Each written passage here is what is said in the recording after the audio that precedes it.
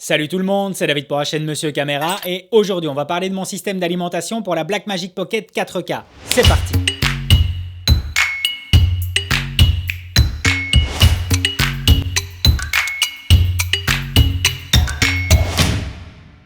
Alors même si la vidéo aura comme objet principal la Blackmagic Pocket 4K, il ne s'agira pas non plus que de celle-ci, parce que le système de batterie que j'utilise à l'heure actuelle est bien plus universel que ça et peut aller évidemment sur bien d'autres caméras comme aussi éclairage. Alors ça fait un peu plus d'un mois maintenant que j'utilise les batteries V-Lock de chez Bebop, avec en particulier leur système micro que j'adore énormément. Je dispose de 2 batteries sur les 3 qu'ils ont dans leur gamme micro. On va avoir la V45 et la V98 avec 43 watts et 98 watts.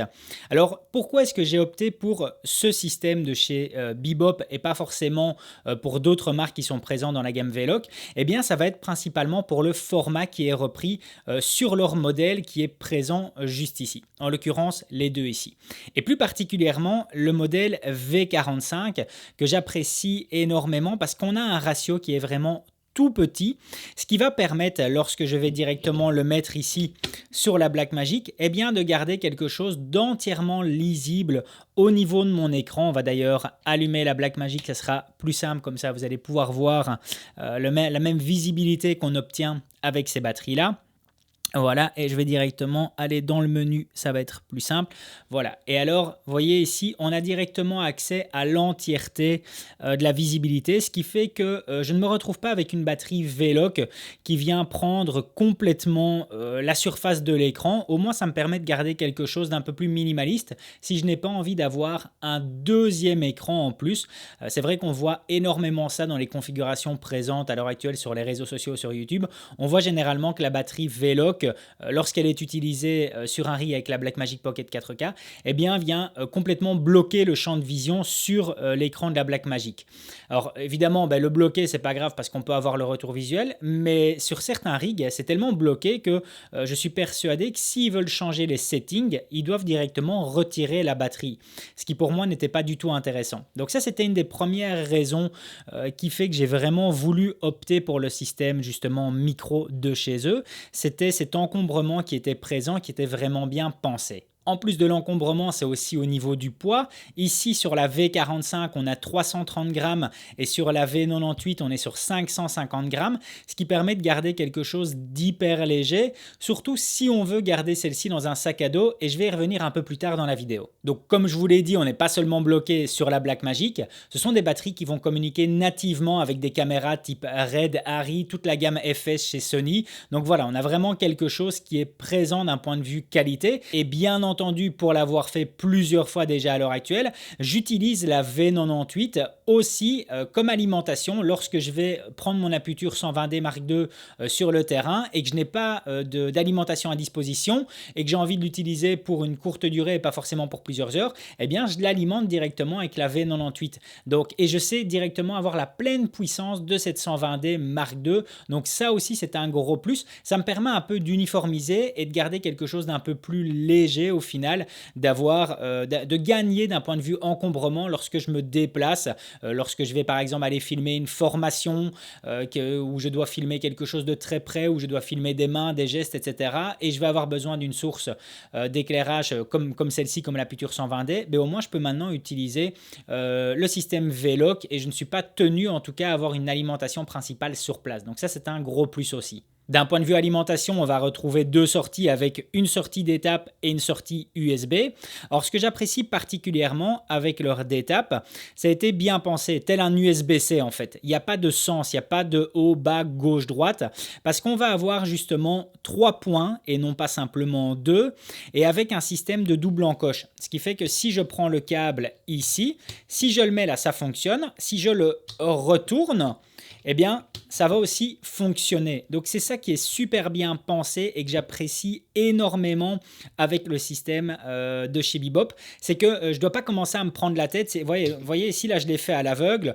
Peu importe comment je vais tenir le câble, ça va directement se mettre. Donc, il n'y a pas de sens ou quoi que ce soit. Donc, ça, c'est vraiment un gros plus. Ça, c'est un élément que j'apprécie énormément chez eux, c'est de ne pas devoir me prendre à chipoter. On sait tous comment ça peut être la galère justement quand on essaie de mettre un câble dans le bon sens, dans un endroit exigu et qu'on n'y arrive pas. Et bien ici, ça vient directement se mettre. Donc ça, c'est un gros plus. C'est justement ce système de fixation qui est hyper bien pensé pour une monture V-Lock. Donc comme vous l'avez vu, il n'était pas branché ici directement sur la batterie parce que moi, je l'alimente directement via leur plaque du système micro. En l'occurrence, ça c'est le modèle Coco, un nom un peu spécial, mais bon voilà, c'est le modèle Coco. Et donc il est super bien pensé parce que justement on a un système de fixation rapide qui est présent.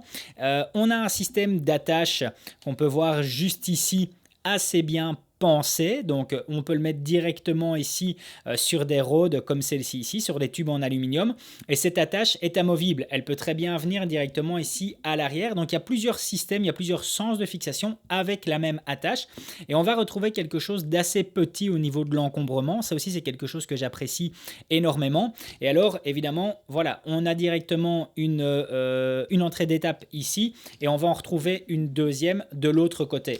Donc de nouveau, pas de problème, on sait directement brancher celle-ci ici. Sur gauche, droite, on ne va pas être ennuyé. Et voilà, directement, dès que c'est fait, je reviens, j'ai quelque chose qui est présent. Alors, comme vous avez vu ici, j'ai retiré plusieurs fois la batterie et ça n'a rien empêché au fait que la Blackmagic est toujours restée sous alimentation. Pourquoi? Parce que j'ai constamment une batterie LPE6 qui est présente dedans, ce qui fait que, admettons que je viens avoir quelque chose d'un point de vue enregistrement continu d'assez long, ou pour les personnes qui vont par exemple faire du mariage avec la Blackmagic, vous venez à tomber à court sur cette batterie-ci, bien que vous savez directement, voilà, juste ici, vous savez directement revérifier le niveau d'alimentation en appuyant sur le bouton. Eh bien, vous savez directement swapper, vous savez directement changer de batterie tout en restant sur de l'enregistrement continu. Donc ça aussi, c'est un gros plus. Vous n'avez pas à être avec ce système-là. Moi, je ne vais pas être embêté en tant qu'enregistrement si une des batteries vient à rendre l'âme, mais c'est pas grave, ça reprend le relais sur la LPE6 et puis j'ai le temps de changer et de remettre une autre batterie V-Log dessus. Donc voilà, donc ça c'est vraiment un aspect pratique. C'est aussi une des raisons qui fait que j'ai opté pour cette configuration-là. Alors par rapport à cette configuration qui, même si elle est assez simple, pourra en faire peur à certains de par l'encombrement que ça représente, pour l'avoir déjà fait, ce qui est vraiment génial, c'est que je prends uniquement la Blackmagic, donc sans cage, sans rien, juste avec une carte SD si j'ai envie d'enregistrer sur la compression 12.1. Je prends uniquement une de mes batteries LPE6 et ce que je prends directement dans le sac à dos, eh bien, ça va être la batterie V45 micro. Je prends le câble d'alimentation. Ça, si jamais, je vous mettrai le modèle que j'ai acheté sur Amazon, le câble ici d'alimentation, donc en D-Tap directement sur la Blackmagic Pocket 4K parce que j'ai eu aucun problème jusqu'à présent. Ça fonctionne vraiment hyper bien. Donc, je prends uniquement la Blackmagic. Je prends ça dans le sac à dos et le câble.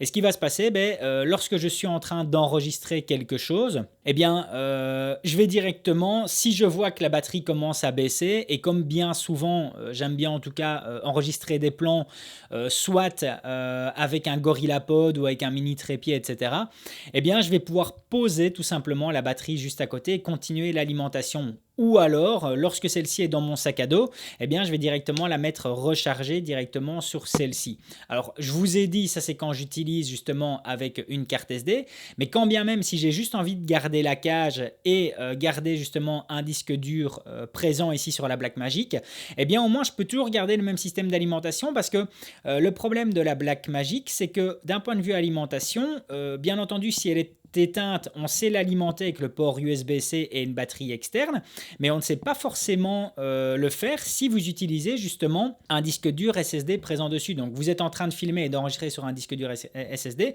eh ben, vous ne savez pas l'alimenter en même temps, tandis que là je sais le faire. Je peux très bien avoir ma Blackmagic de poser sur un GorillaPod, le disque dur SSD de brancher dessus et d'alimenter toujours celle-ci juste avec la batterie de poser à côté. Donc ça c'est vraiment génial, et en plus le fait d'avoir gardé un port USB présent dessus, eh bien je peux en même temps, si j'en ai envie et pour X raisons, continuer à donner du jus à mon téléphone ou recharger directement ici d'autres batteries LPE6 avec ce petit chargeur là. Donc voilà, donc j'ai vraiment un système qui est hyper bien pensé et qui au final d'un point de vue encombrement, à partir du moment où je l'ai inclus en tout cas dans mon setup, est assez simple.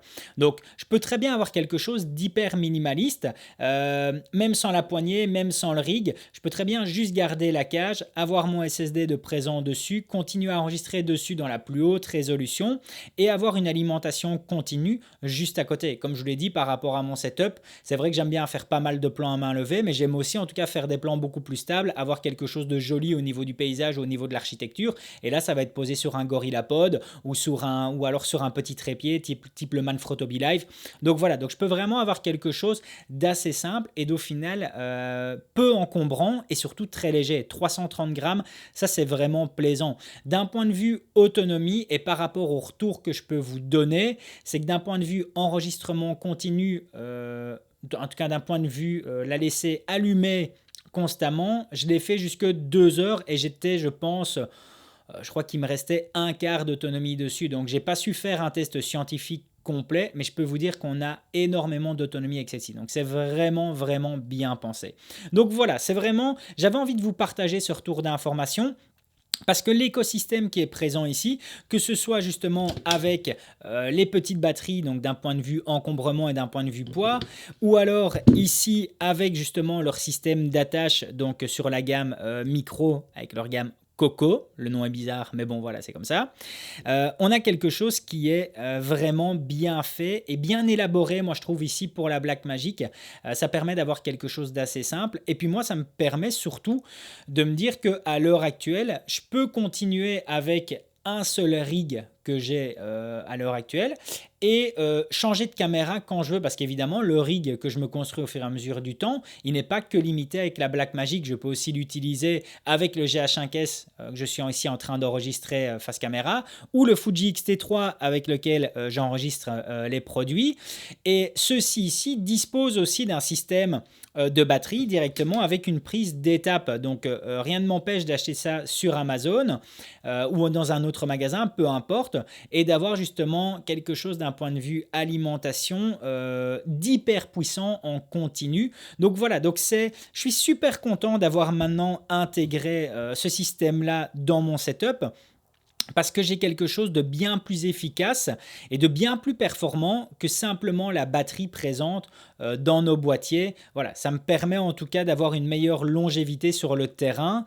et surtout une meilleure réactivité. Et comme je vous l'ai dit, enregistrement en continu, je peux directement changer les batteries, je ne dois pas arrêter la caméra. Donc voilà, donc super bien pensé. C'était pour ça que je voulais vous donner mon avis en tout cas sur celle-ci et vous donner mon retour d'expérience. Je vous mets directement de toute façon les liens des produits dans la description. Comme ça, vous savez en voir un peu plus, vous savez voir les différentes puissances qu'ils proposent et puis aussi au niveau des systèmes de fixation. Moi, j'ai mis assez longtemps pour me décider sur celui-ci ici parce qu'ils en ont plein d'autres, mais au final, c'était ce modèle-là qui me convenait le mieux. Donc, prenez votre temps, n'hésitez pas à regarder dans leur gamme et à me poser la moindre question dans le commentaire. J'essaierai de vous redonner en tout cas mon retour d'expérience un peu plus loin que ce que j'ai fait encore ici, parce que c'est vrai qu'il y a des choses auxquelles je ne pense pas vraiment, mais n'hésitez pas à me le mettre dans les commentaires si vous avez le moindre question sur ce système d'alimentation. Voilà, c'en est terminé pour aujourd'hui. Si la vidéo vous a plu, n'hésitez pas à mettre un gros pouce bleu, ça me fait super plaisir. Et puis surtout à vous abonner à la chaîne pour être tenu au courant des prochaines sorties. À plus!